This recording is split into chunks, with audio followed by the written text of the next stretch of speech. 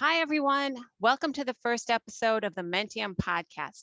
It is Menttium's 30th anniversary this year, so to celebrate this momentous occasion, Menttium is producing 30 stories for 30 years.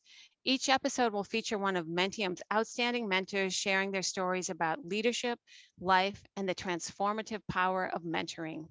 My name is Solveig Brown, and on this inaugural podcast, I am pleased to say that my guest is Menttium CEO and owner, Lynn Sontag. Lynn is a mentoring guru. She started her career at 3M, where she was responsible for developing, implementing, and facilitating internal mentoring programs and executive roundtables. Lynn joined Menttium in 1996 as the Vice President of Consulting Services and became the owner and CEO in 2002. Lynn has been a pioneer and leader in creating award-winning corporate mentoring programs that support leadership development and inclusion efforts in the global business community. To date, Menttium has over 80,000 participants in 70 countries. Lynn is a recipient of the Business Journal's Women's Changemakers Award. She has served on the University of St. Thomas Opus College of Business Advisory Board, and she is an active member of several professional organizations that support women-owned businesses and women in leadership. Lynn leads her team with humility, authenticity, and grace, and feels grateful to do work that makes a difference and helps people step into their best selves. Welcome, Lynn. I am so glad to have you as a guest today.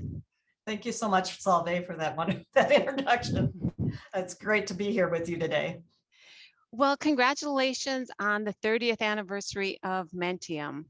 This podcast is such a great idea. What made you decide to do a podcast to celebrate Menttium's 30th anniversary?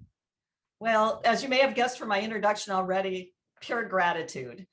In 30 years, Menttium has had over 80,000 participants across the globe. And we couldn't have done this without the generosity of our mentors, leaders who are committed to helping that next generation of leaders. So there isn't a day that goes by where I don't hear from a mentee or a mentor about how this mentoring experience has changed their life. And I often interview mentees as well as mentors. And I can tell you that the mentees are amazing in their commitment to wanting to step into the best of themselves. So that gives me hope for the future of the planet. And so I just thought this would be so exciting to share their stories this way.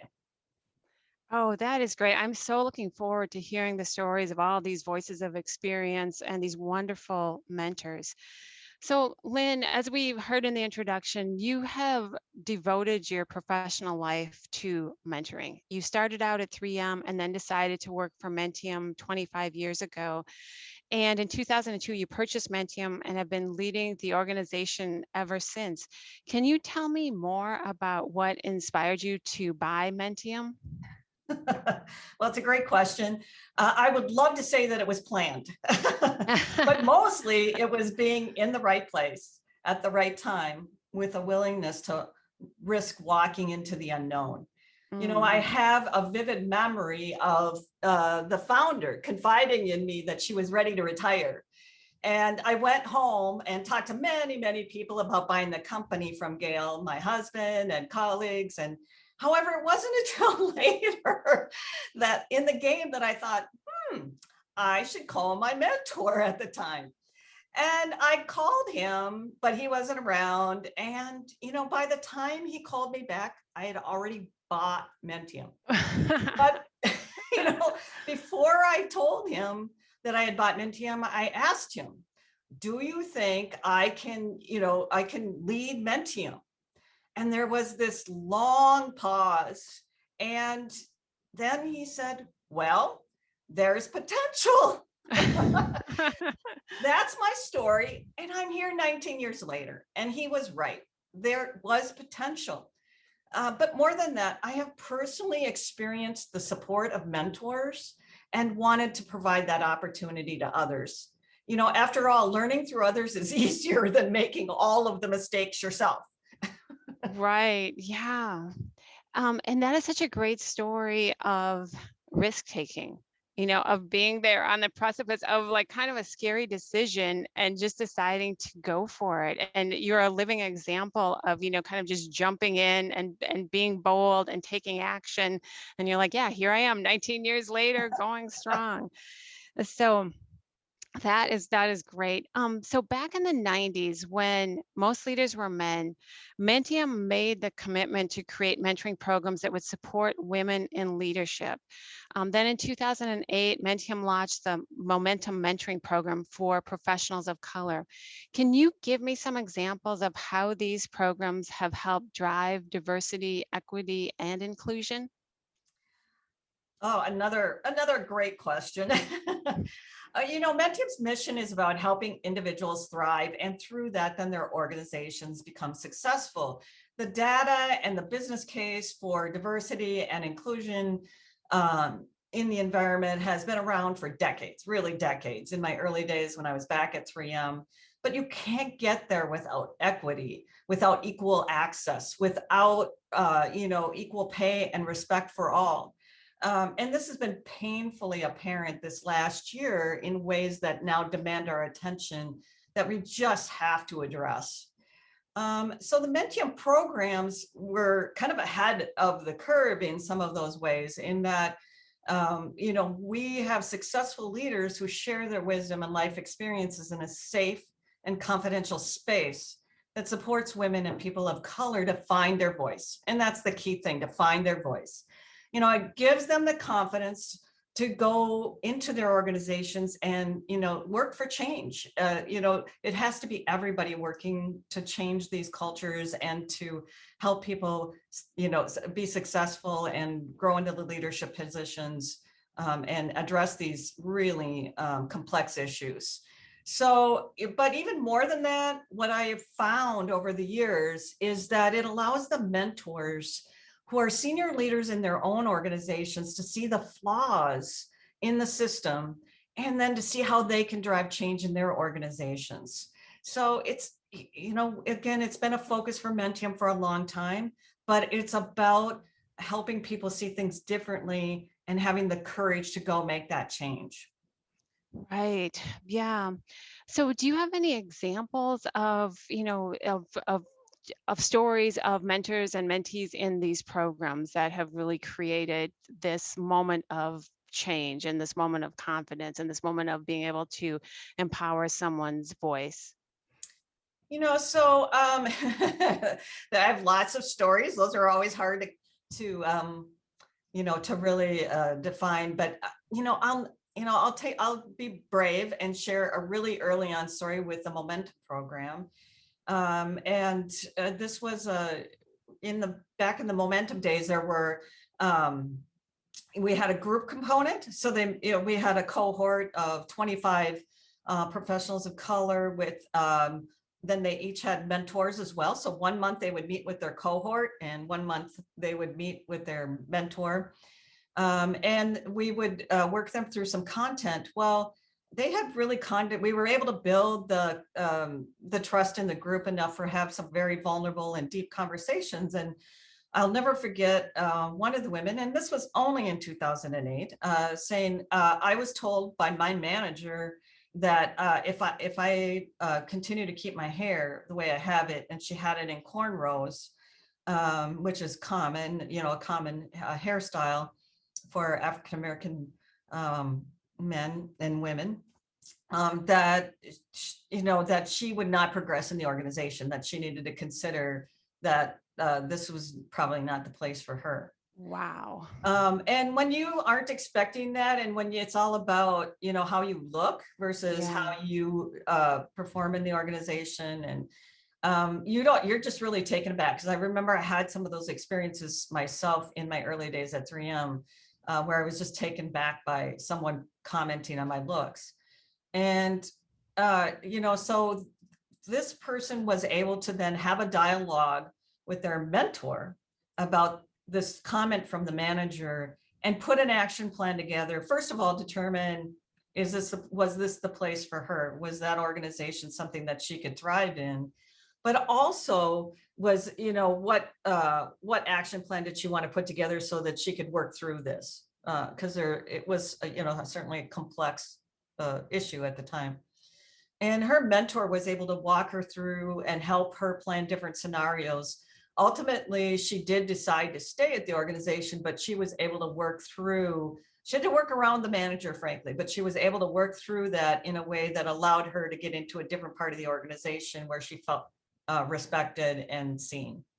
Right. And just having that external mentoring support really kind of gave her the ability to talk it through with someone and make a strategy and figure that out. Absolutely. Yeah, that is a really powerful story. It kind of goes along with one of the things I hear you say often, and you say that mentoring happens at the difference. Can you explain what this means and give me an example of how this mentoring happens at the difference? Sure, sure, absolutely. Well, so often people think that the best mentor for them is someone that they instantly connect with. And generally speaking, when people informally look for their own mentor, they will choose someone who already aligns with their values, their thinking, and therefore reinforces their version of and view of the world. So what we have learned is that, dialoguing and working with a mentor who is different from you, different life experiences, different perspectives on issues that we all grapple with, challenges you in unexpected ways that allows you to step outside of what you think you know. And that's kind of the key for learning. Right. Wow. Yeah, that is really great. Do you have any examples of people that mentored that where that mentoring at the difference really made an impact of someone that might have been like, "Oh, why did you set me up with this mentor? They're so different from me." And then kind of having a turnaround story. Yeah. Yeah, we get that a lot actually. We'll get a few mentees that reach out to us after they've been matched and say, I can't see why you matched us. And then, we say meet a couple times, and by the third time they're saying, wow, this was not what I expected and so powerful. Well, I do have, so we matched one time, we matched a, a chief diversity officer at a medium sized, I would say a medium sized company, with actually someone who was retired from a very large organization. And he came out of the operations. It was manufacturing in the auto industry, and he'd come out of operations, and she was coming out of, had some, an industry that was related to the auto industry, but not alike at all. And she was, again, trained around human resources and all the complexities of, cultures. And she was really trying to push her HR and diversity inclusion agenda really hard with her senior leaders. She reported directly to the CEO, and she could not for the life of us understand why we would match her with an operations leader who had no background in any of this, and was pretty direct and straightforward and by the numbers. And after a couple of conversations, as she was talking to him about how to position and present to the C-suite about her business case for, spending more money in the organization around these strategies that she wanted to implement, she realized that it was actually the perfect match because he was going to question everything about coming back to what do you want the outcome to be, but also what's in it for them. What is the, why do they want to spend this money? What's the money? What's the business case behind that they can, what are the numbers that they can do this, that makes them want to do this? And so she completely redid her presentation and got the budget she was looking for, but she said she would never been able to do that without being matched to this mentor. That is a great example, of that difference coming in with a different perspective because he obviously had thought of things or was in a position where he had a very different view of the situation. And then so she could arrange her proposal to meet that as well. Wow. So Mentium's motto is changing lives one match at a time. Can you talk more about the mentoring relationship and why it is such a powerful tool for transformation? Well, yes, absolutely. We always say that matching is the most important component of a mentoring experience, and it is our secret sauce. And Yeah. I would say, while every mentee mentor completes a profile, we interview every mentee and mentor. And during the interview, if a mentee shares with us, they want someone with global experience, for example, we want to know why. And a computer can't do that. So it's really important to understand the nuances, what somebody's looking for in a mentor. And we always say, tell us more. What are you hoping to learn from this person in regards to this topic? Well, that's really important because matching is the most critical component of a transformational mentoring experience. You have to go into, you're meeting with a stranger, and you're going to kind of eventually what is that you're going to get vulnerable. You might bare your soul. In many cases, you might actually cry because we do that. We're humans. Yeah. And as a mentor, you have to be able to share what hasn't worked for you. You have to be able to get off that pedestal to some degree and say, hey, I've been there. And, we can, I know you can get through this kind of thing. And here's my experience. Not, your experience will be different, but let's learn together and we'll put an action plan together. Again, it's about that action plan. And so the transformation really is, it's amazing to think that this person is here for you. They are all volunteers and that they're committed to you without really a hidden agenda. That they're there to help you find the best of yourself and to step forward. And that's all. They're not working for your organization in our cross-company programs. So you have somebody that just is there for you. And I think that's really how the transformation happens, is that I can be authentic, I can be vulnerable, and I can be real with this person. Yeah, that is a great way to summarize that. Authentic, vulnerable, and real, and it creates that safe space. And also, it seems like the mentors have learned from their years of experience and many times have gone through similar challenges. Mhm. So I'm interested in your 25 years at Menttium. What have you learned? Oh, that's a book. I need to Yeah, write a book on you that do. one. And it's so thick, I don't know that I could do it. But I shared this with the Menttium team not long ago, and I think it's really a really appropriate here. One of the first thing I would say is you are enough.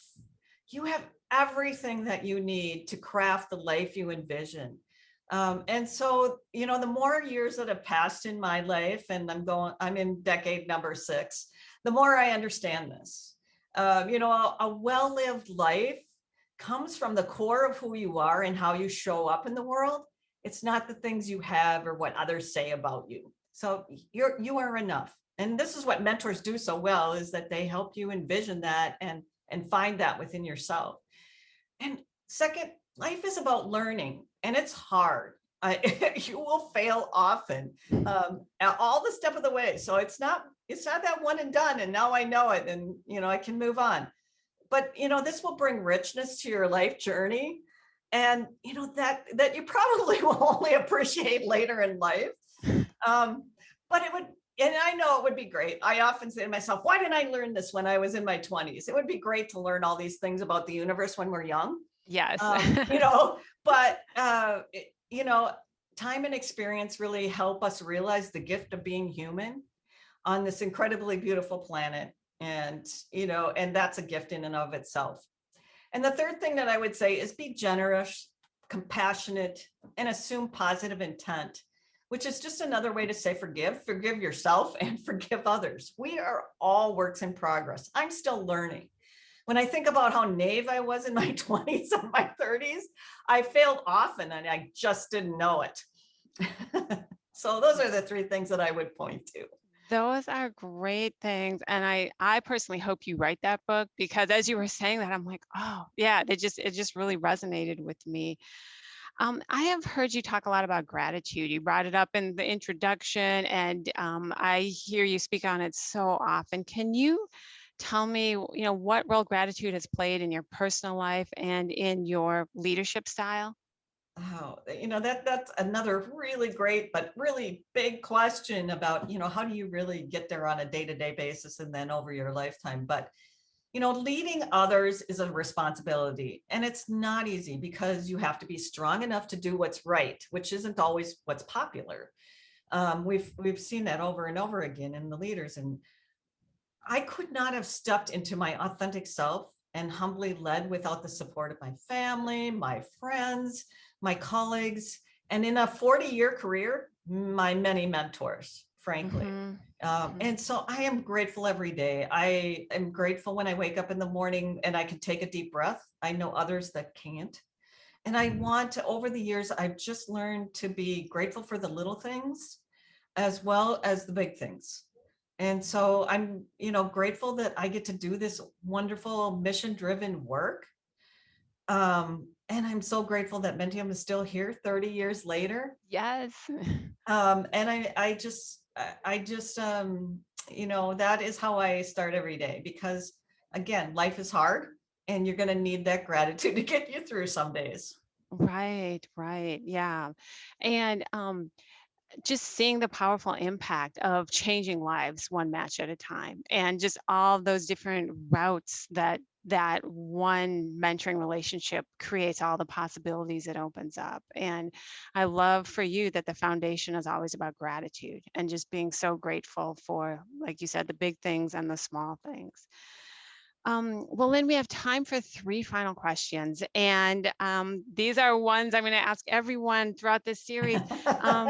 So, do you have habits that you feel have contributed to your success? I don't know that I have habits exactly, but what I can tell you is I'm stubborn and I don't easily give up. So that's probably what others would just how they would describe me when I'm trying to, handle a challenge or problem solve, or even from an innovative standpoint.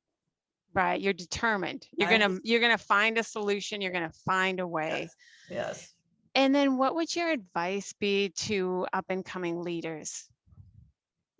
I wish I would have told myself, it's kind of one of those things where you said, what would I tell my 20, 30-year-old self? And it's let go of your fear and have an attitude of abundance. Hmm. That is great advice. Wow. And then, do you have a favorite saying, quote, or motto? Well, I do. I have many, Yes. many quotes, but one of the ones that I love from Lucille Ball is love yourself first and everything else falls into line. Oh my gosh, I love that. That is a great one to leave us with. Love yourself first, and everything else falls into line. Wow. Lynn, thank you so much for being my guest today. I am truly grateful to have had this conversation with you. Your passion for mentoring is inspiring. Thank you for sharing such great stories and wisdom from the past 25 years at Menttium. And thank you all for listening to this Menttium podcast. Be sure to subscribe so you don't miss an episode. For additional resources, you can find the show notes on the Menttium website. See you all next time.